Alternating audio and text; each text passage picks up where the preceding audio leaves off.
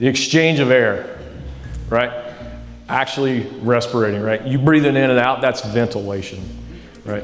Whenever the processes are taking place with your red blood cells, you guys are aware that that's what lungs do, right? So that's what we're talking about in this context. Tension pneumothorax, does anybody know what that is? There's a bunch of funny words. Or air where it's not supposed to be. Correct, right? So air, thorax, right? So if you think about yourself like a bug, this area right here is what they're referring to, right? Air is in a spot that it's not supposed to be in, right? And whenever you guys are thinking about March, and this is, what's an algorithm? Does anybody know? It's just a list. It's a fancy word for a damn list, man. So massive bleeding, the next thing I do after I've taken care of massive bleeding is airway. Do they have an airway, or are they gonna keep one? Next thing after that, once I've determined that, is respirations. Don't let any more air in and let it out.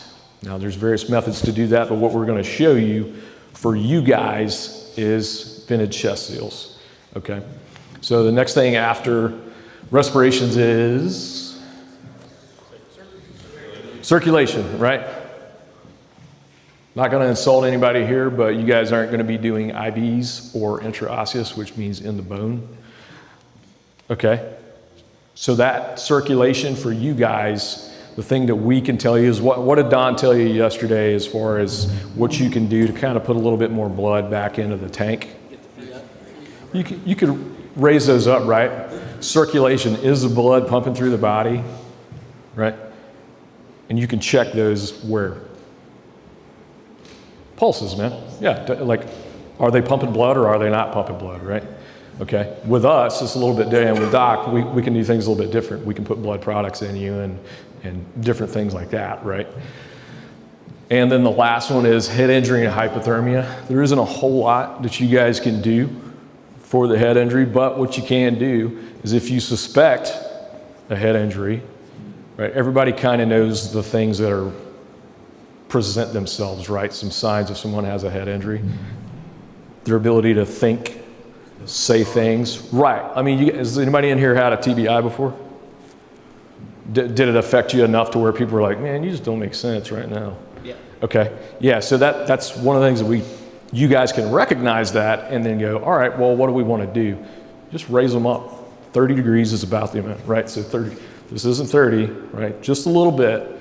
That's as much as you guys can do, right? And then hypothermia. Why is hypothermia important in the context of somebody just leaked out a bunch of your blood? Say again? Is it thinning? Different words, but same thought process, okay? So what happens whenever you lose a lot of blood? You become hypothermic. When you become hypothermic, your body doesn't do things like it's supposed to. Your blood becomes acidotic. I don't need you to know exactly what that means, but if your blood's acidotic, do you think that's a bad thing? Yeah. Right, okay. What happens after that is your body isn't gonna clot like it's supposed to, okay?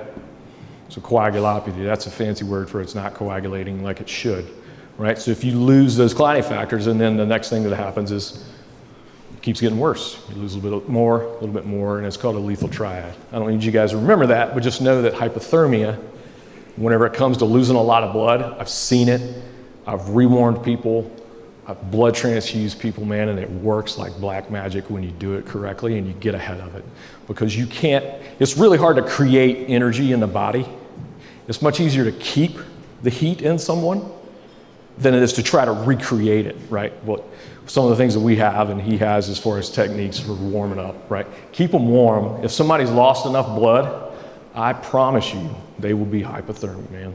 It's going to happen. And one of the things that we have in our little kits and IFACs and things like that are just, you guys seen those little Mylar space blankets? Things work great, man. What is it, Don? Like 90% retention? Yeah, reflection. Reflection. Yep. Yeah, they work great. So hypothermia, man, it's not just like you took a dip down there in the creek and this morning, you know, when it was 39 degrees. It is in the context of losing a bunch of blood, man. I promise you. And I don't care if you're in South Florida or the Middle East where it's 120 degrees on a daily basis, right? It doesn't matter. They'll still be hypothermic. Okay? Does that make sense? Any questions on March? So, what's M? Massive hemorrhage. A? Airway. R? Respirations. C? Circulation. HH. Right, good. You guys can remember that, right? Think about Army marching, all right?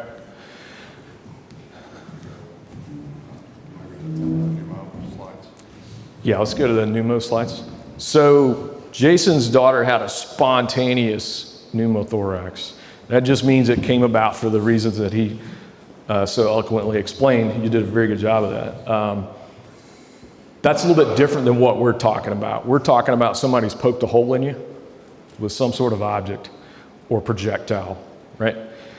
So a tension pneumothorax, right? So you got massive bleeding, airway, can they pass air in and out? That will kill you the next fastest. And then the next thing after that is a tension pneumothorax. So what that is whenever air gets inside of an area here that it's not supposed to be. And is anybody in here a hunter? Any hunters in here? Right? Have you guys seen lungs on an animal before? A mammal? Right? What's it like? Reed?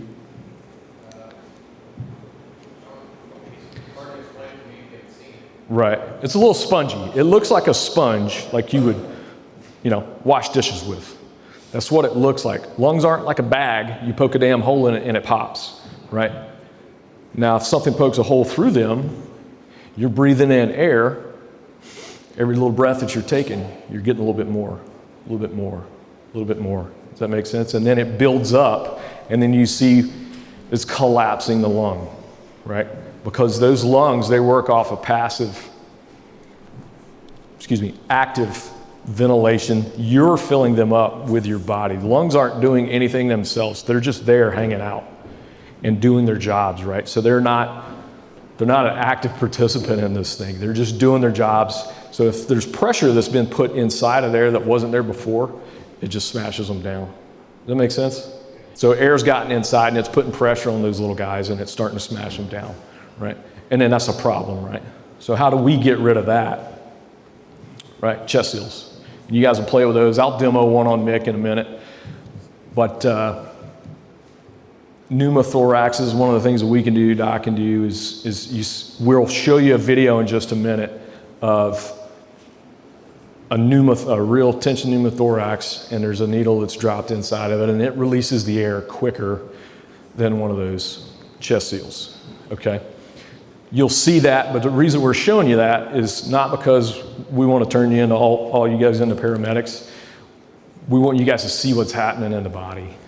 It's a great video, and then we'll show you an actual sucking. Has anybody in here heard of a sucking chest wound? Right, we'll show you one of those, right? So you guys can kind of wrap your head around that a little bit.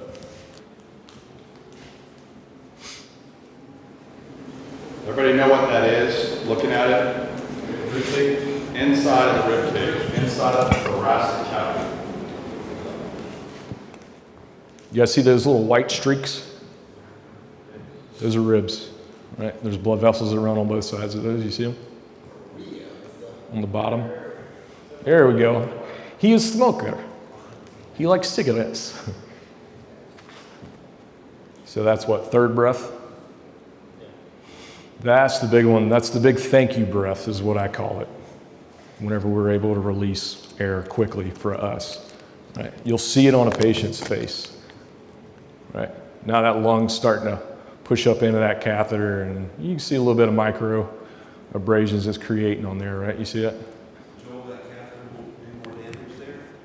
It is, yeah. You can, if you look real close, you can see it doing a little bit, but at that point in time, man, like we wouldn't know exactly where it's at when that's happening. But that's just to demonstrate what happens whenever air's been put in there, it shouldn't be in there, and it's getting let out. These little guys right here, right, they're vented. You guys are gonna see those, and we'll kind of show it on Mick, and then I've got a demonstration of what it actually helps do with the body, right?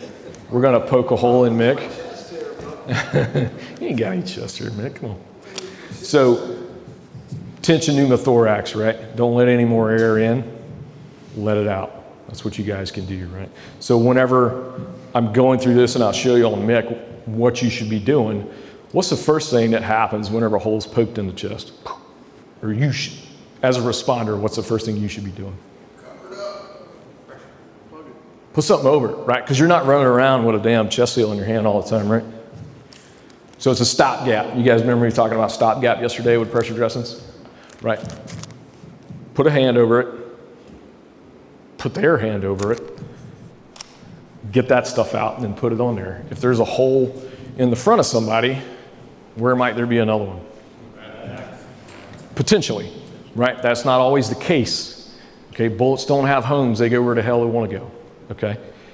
So just because there's a hole right there where that R is, doesn't mean there's going to be a hole directly behind it, right? You could hit things. We've seen bullets do all kinds of weird stuff, right? But you still got to check. So you have to expose that portion of the body, right?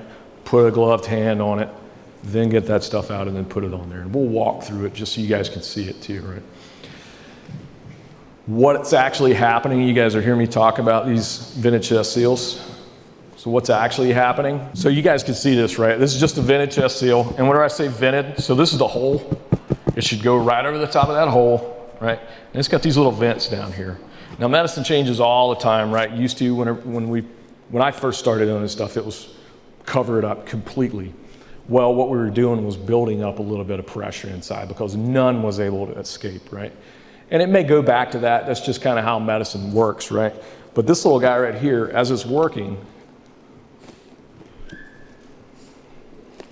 you guys see it kind of filling up that VP cuff right there? And as you're doing that and pushing down, you see it pushing the air out right there in the center when I push on it? And then it's sucking back down on it whenever it's released, right? So no more air is getting inside of there, okay? Questions on that, guys? Anything to add, Don? Does everybody understand that when he's using that container, he's not pumping air into the blood pressure cuff or the lung. By removing air from the container, just like your cavity around the lung, by removing the air out of there, the lung is reinflated. And with the needle decompression video, that's a more invasive, more advanced procedure, although it's not that big a deal, you know, but it is a more invasive procedure. The lung inflated on, like Joel said, it was like 5 or 7 breaths, whatever it might be, and it was fully inflated. That vented chest seal, like Joel was saying, by placing that on there, it's just a slower process, but it's an excellent treatment. So we're not going to drive a needle in there. Instead, something that everybody could do, you know, a lay rescuer with no, you know, minimal training like we're over here, peel that thing off, slap it on there, check the downside, and as long as the patient's still breathing, or even if we could assist them in breathing if we had to, depending on their condition, as that air comes out every time, that lung's going to reinflate more. And it'll probably take twice as long, maybe 2 or 3 times as many breaths as it would with the needle, because the needle's just quicker. So, I've seen these make sure that's clear. A lot of people don't understand what's going on there and cover a hole. Like Joel was saying, we used to cover it, but then the patient would build up pressure again, and they wouldn't be able to breathe. And you're like, I fixed it. Why are they going back that way? You would have to peel that off and burp the wound. Then a chest seal does that for you. Okay, so I want to make it real clear. Just pass it through one way. So one way valve. Yes, one-way valve. That's what we described. Yep. Yep. So, and each time someone's taking a breath, they're building up a little bit more in there, a little bit more in there. So with that, what it's doing is it's allowing it to escape, right? Yes? Joel, if there's a hole on one side, that will collapse both lungs? Just one side?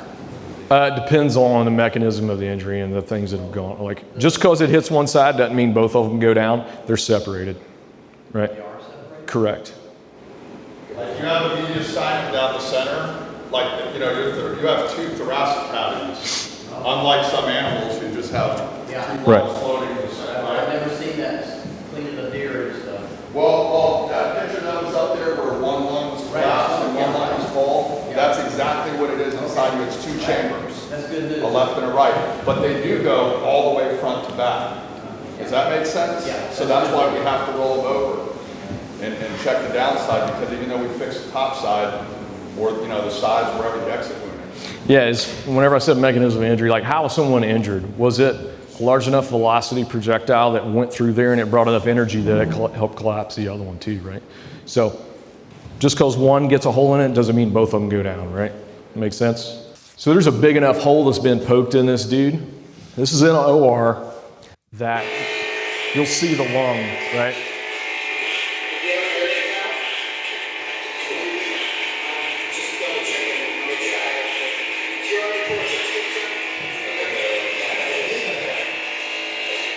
It's a big old hole, right? That is not in a good spot either, right? So you covered up, right? It's not letting any more air in. He's on a vent and he's got a pleurovac and all kinds of different stuff going on, right? So, but you can see that not all bullet holes that go through this chest cavity, we call this the box, right?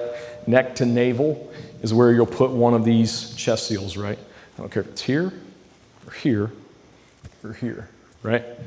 It's getting a chest seal over it because you don't know where someone was at during the ventilation respiration process, right? Because when everybody take a deep breath, diaphragm goes down, diaphragm comes up. And that thing will go all the way down to your belly button, right? And then it'll go all the way back up whenever you let that breath out, right? So where that bullet was during that process is a guess because you're not timing somebody when that happens, right? So cover it up, and then if it needs it, it needs it. If it didn't hurt anything, right? When do you think the best time to place the chest seal on the patient is during the breathing cycle that Joel was just explaining? Exhale, right? Yep. Because when we exhale, the diaphragm is pushing all the air out. So if we had a hole and the air is in there, that diaphragm comes up, pushes all that external air out, we slap on the chest seal, then he takes the breath in, and that one-way valve activates, right? And no more air goes in. It might not get out every drop of air on the first time. Like you said, it's going to take some time. This is the next step in treatment, and it will help, it'll increase over time, the more breaths they take. Yep. Then it's pretty simple little concept, guys, is just don't let any more air in, let it out, okay? If you're capable of doing that at a higher level medically, then you can do that. If not, you do this right here. And I'll tell you, I've seen tension pneumothoraxes build up over 30, 45 minutes, right? Just because it happened immediately does not mean that patient's going to be in distress. Now, there's a good chance of it, right? But just because that happened doesn't mean that it immediately is causing him to have a tension pneumothorax. It can have a really quick, shelf life, if you will, like 90 seconds, okay? Yes? Will the patient survive with just one lung function? There's people running around every day with just one lung. He's probably taken out God knows how many, right? It's a lobectomy. They'll cut out a piece of it. We had a guy that we treated. He got shot from me to Robert with a PK armor piercing round, and it went through him like a damn laser. We took care of him. It took about 30 minutes for a tension to build up in him. We released some of the air, but his vital signs were good. What's the thing that's going to stick out whenever you're looking at somebody if they're having trouble breathing? Jason said it.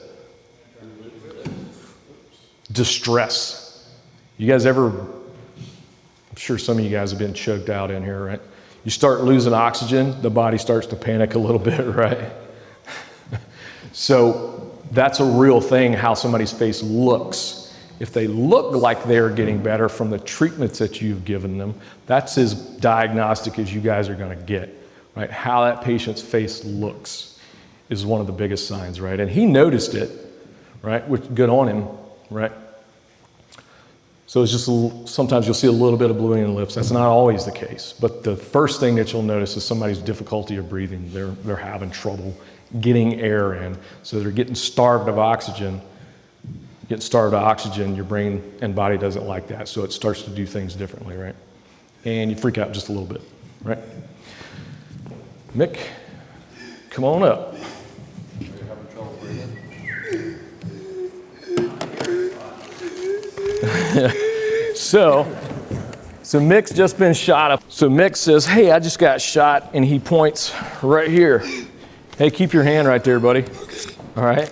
Now I got to expose it, right? Oh, crap. Put your hand right there. Or I can put my hand there, right? Now I got to open it up. You guys remember me talking about yesterday with the pressure dressing, freeing up your hands? You're much more capable of doing something with 2 hands than you are with 1 hand, right? So free your hands up, okay? It comes with this little piece of gauze right here that you can wipe, right? So if you have somebody that's assisting you, have a plan and then dive your plan, right? So have a plan, keep your hand there until I tell you to take it off, then I'm gonna put this on there, right? So they're not just taking it off and moving it, or someone's trying to help you too much, right? Keep your hand there, don't move it until I tell you to, right? So you're fairly hermetically sealed, man. So when a hole pokes through you, you've got muscle, skin, fascia, all this stuff's moving back and forth, right? Now, still allowing things to escape, and depends on the size of the hole. But one of the things that you can do is just continue to work on this, get this covered up, right? And then let more air out of it. Okay? So with what Chuck was saying, or not saying, but agreeing with, is you might not see any blood at all. But that doesn't mean something's not going on inside, right? So go ahead and move your hand. So I give it a wipe, and I don't pull this off until the last second, right? And then I kind of roll it on there. Oh, it's so sticky. Just like It's so sticky. a bumper sticker, man. Shane, Okay? you should have done this. Where's Shane? So now that I've got this on here, right, it should be helping, but I still need to take a look on his back, right, the downside. Yes? Is there, I think Don mentioned, like an orientation, right? If they're, bleeding or something, like is there any way that you need to orient that, or you just want to get it on and seal? No, just cover it up and seal it, man. The talking faster you can do that, he's the talking better. about the- Are you talking about the actual on the hole? Yeah. Well, yeah, but I was thinking, if they're bleeding, and I don't know, if there's a way to orient it, the way that, there's going to be fluid or something. Orient them or this? No, No, just seal. get it on there, man. Just get it on. Yeah, Okay. yeah, and try to center the hole. If there's a bunch of holes, right, just put it on the one that looks the worst or the biggest one, and then go from there, right? So now I need to check with Mick his downside, right? So I want to roll him to me. You guys remember that yesterday, right? So I've moved his arm up. And even if somebody doesn't have this nice handy dandy gun belt on them, this is the strongest part that's on a garment, is here and up in here, right? So give it a grab and then roll it towards you, right? Now I can look. I can take a look, see if there's any holes anywhere. All right, he's good to go. And then I roll him back down, right? Check again. Check this guy, make sure it's still working right, and we're off to the races. What comes after respirations? For you guys, you'll be able to feel the skin, temperature, color, and then whether or not he has a pulse. It'll generally present itself as being fairly obvious if somebody's got a pulse, but if they don't and you're showing up after the fact, right, you're just giving a check, right? Has anybody ever had to deal with anybody where themselves had like a major facial injury, facial trauma, something like that? You have? Were you still conscious after the injury? So did they lay you down flat on your back, or could you lay down flat? Put my head between my knees so more blood would just pour out. Are you guys hearing what he's saying? So listen, I'm going to reiterate that for any type of facial trauma, even airway intervention, sometimes most patients, especially if there's facial trauma, we saw some teeth in the air, there could be all kinds of stuff in the airway. You want, if they're usually going to be more comfortable sitting up. The old school way in paramedicine and pre-hospital medicine is everybody gets laid on their back. Put them on, strap them to a backboard. You're going to kill them. They're going to aspirate the blood. There's a lot of things that could happen. Their airway could be getting clogged. Let them sit up. Let that fluid drain. He said they put his head between his knees so it would drain. Even somebody with like Mick's injury here, he may want to sit up because it'll be easier for him to take a breath. It'll be easier for him to breathe that way. okay? That's okay, that's what we want, all right? Now, if he's unconscious, he doesn't get a say in it. What position are we putting him in? Recovery position, right? What do you think would be the best side to lay him on? Side away from the wound. So in this case, Yeah, what do you think? Just put it out there. that wound. So put his injured side up. Yeah. And there's a lot of back and forth with this. They used to say, absolutely, put the injured side up. And then we were like, well, what if his right chest was wounded and he had a broken left leg? Okay, well then roll him the other way so the ground will support the broken leg. The reality is it's really going to depend on the patient and how his ability, to control his own airway. If he's unconscious and that's his only injury, I would probably roll him so that the wounded side was up, and it should be easier for him to breathe, because guess what? That's going to be pretty painful too if he's laying on that side. All right? If he's able to and he's conscious, heck yeah, sit up. Could this guy possibly still hold a gun? I'm saying let's go down the road. Could he possibly still communicate and all that good stuff? Absolutely. As long as he's with it enough and there's not other internal injuries. So if we were to treat this and he got a little better, started getting better, and then he started going south again, and he's getting bad again, and he's having trouble breathing again, what's going on? More air is getting back in there, but we've covered all the holes. The lungs got a hole in it. Right? So, is it possible that in the breathing cycle, a bullet could travel through and through and not hit the lung? Is it possible? Yes. Absolutely. Like those are the best kind. You know what I mean? If I had to choose, okay, so put me in for that one because I want that through and through. So my lung is not affected. Think about an air tube like in a tire. If that gets a hole in it, we can keep pumping air in it, right? But it's leaking. It's still going to leak out. And if that lung is damaged, after so many breathing cycles, it's going to be leaking air into that cavity, and he might start having trouble again. If there's oxygen available or sitting him up, all these different things help. We got to keep an eye on these vents. Sometimes blood and fluid will drain out of those vents as well. And if we see that he's having trouble breathing, we need to reassess that, and that thing's all clogged up, right? Maybe that one-way valve's not working. We might need to kind of clear that out a little bit the best we can. Okay, I just want you to think about that. It's not the end-all be-all. We throw it on there and we walk away. We might have to reassess. We should always reassess, and it's going to really depend on, how long we're going to be their patient. Are we out in, 5 miles out in the woods on a hunting trip and we're not getting out of here soon? Do we think we need to keep this guy warm? Same way as a bleeder? Yeah, because we don't know. Could he be bleeding to death internally right now? Yeah. Absolutely. Absolutely.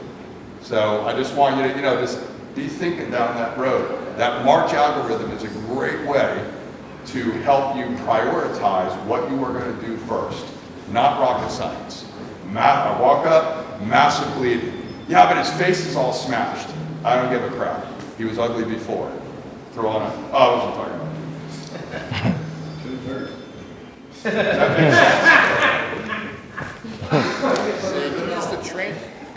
These blue ones are training ones, so they only got about 50% the adhesive. So, we were easy. I thought you were putting a real one. Nah, I started to, but I didn't. All right, you guys got any questions on that? One of the other things that people kind of forget to do also is talk to the patient. If he's talking, what have you just determined? A lot of things, right? His brain's working. His airway's currently open, right? And if someone's having trouble breathing, it may sound a little bit different. It'll be obvious, like work of breathing problems. Okay, makes sense? All right. Ready? Yeah, we're good. We're gonna actually 10 minutes, 15 downstairs or down the hill or? This works. All right. So 15 minutes, grab all your stuff. I have a medical question. Where does my lungs go when I breathe if I've got 3 bowls of chili? They're way up here. Way up here. Guys, what we're going to do when we get down the range is Joel is going to demonstrate tourniquet drill, live fire on an armed play. I'm gonna get you all in. Really? Like we like each other. Go 2-2.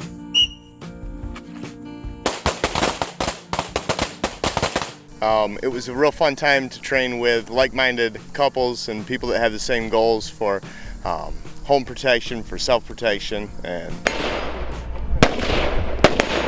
anything you want to add We to that? appreciated the balance between practicing our skills, but also being able to joke around and not have things so serious like a lot of other definitely. classes we've taken.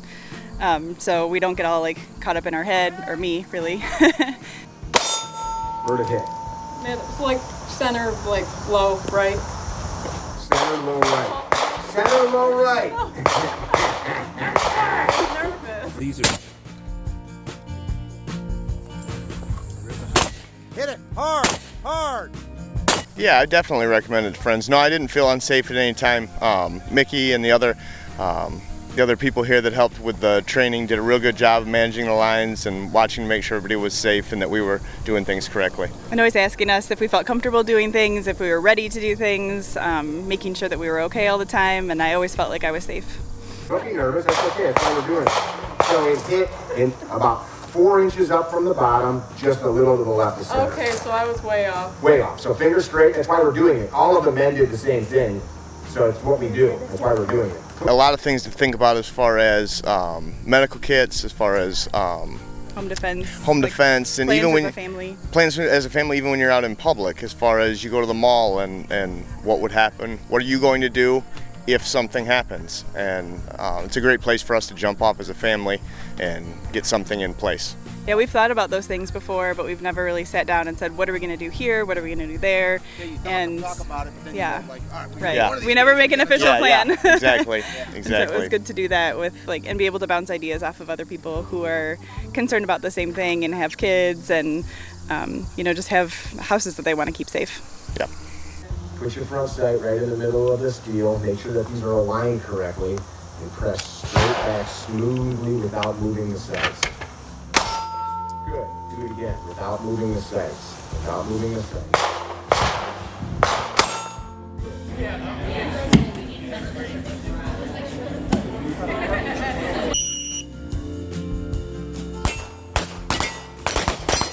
Trying to teach your wife or vice versa is always complicated, so having other couples here definitely helped. Go! Saucer! Hamburger!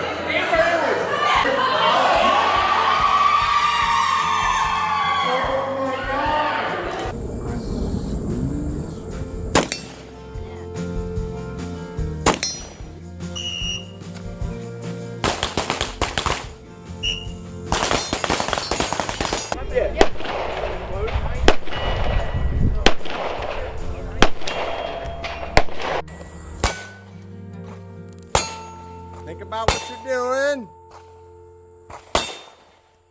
You switch guns? No.